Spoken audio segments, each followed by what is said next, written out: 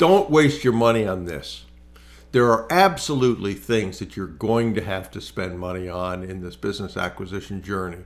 You're going to need LinkedIn premium subscription. You're probably going to need to know what to do. That probably means you're going to have to either find a book or video, or better yet, my course, the Acquisition Advantage Bootcamp 2025, that tells you the steps.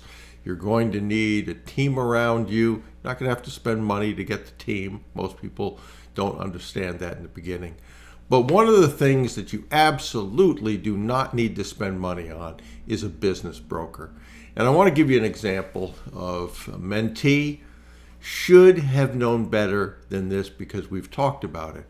But he was having trouble with his deal flow. We talked about the letters he was doing, the emails he was doing, the outreach he was doing. And I'm not a fan of brokers. But that said, if you understand them and if you find a good one, they can be very helpful. And I've got mentees that many deals have come through brokers. But so he said, okay, and he had a recommendation from his chair and also from a bank of a broker that was supposed to be good. So we talk about what to do and how to do it. And the next week he said that he engaged the broker. And I said, well, that's an interesting word, engaged. Please tell me you did not pay him. And he said, yeah, I gave him $7,500. And he didn't need to do that. I said, okay, now that you've done it, you've made that mistake, but ride him hard. Set up a weekly call, ask for KPIs, and do that.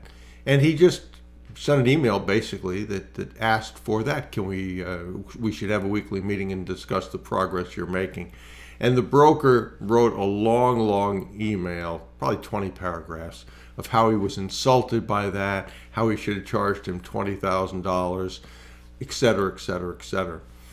Now, a couple lessons. One, he said to me, well, the reason I gave him $7,500 was because he was a friend of my chairman and this banker. Even more reason why he shouldn't have paid him. But that said, what he was asking was to understand and hold this broker accountable. He took offense at that. Usually that means he's not doing anything. And then ultimately I said, one of the mistakes you've made here is all this is an email. People will say things in email that they would never otherwise say. Now, his chairman said that was an unprofessional email. I read the email. It was not unprofessional. He was just asking for what the process is and to track the results. So he said, okay, I'll send him back an email. The chairman actually told him to apologize, and I said, no, screw that. You're not apologizing. You are not wrong in asking to hold this broker accountable. But I said, you're going to go back and forth in emails. None of that's going to be good. So just send an email which says we should talk. Period. One sentence. That's it. They did talk. Ultimately, the broker apologized for that.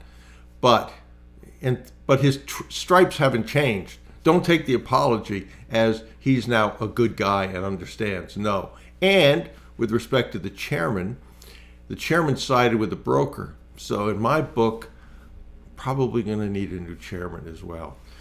But the point of this podcast is not that I don't like brokers, which is a true statement, and this just reinforced that. But there are things you do not want to spend money on, and a business broker is one of those.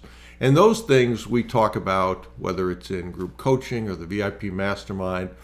The same thing is true with the professionals. A lot of people don't know what type of deal to get. They don't know that they can get discounted, deferred, rolled fees, etc. All that saves you money. All that is something that, absent some good advice, some mentoring, some knowledge, you will spend money. So don't waste money that you don't need to spend.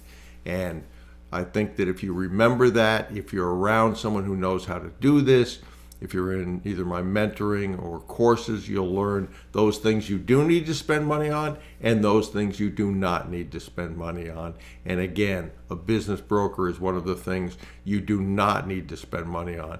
If they want something up front, You can say, I'll give you a percentage, and maybe a larger percentage than you would have when the deal closes. So it's a success fee for the broker.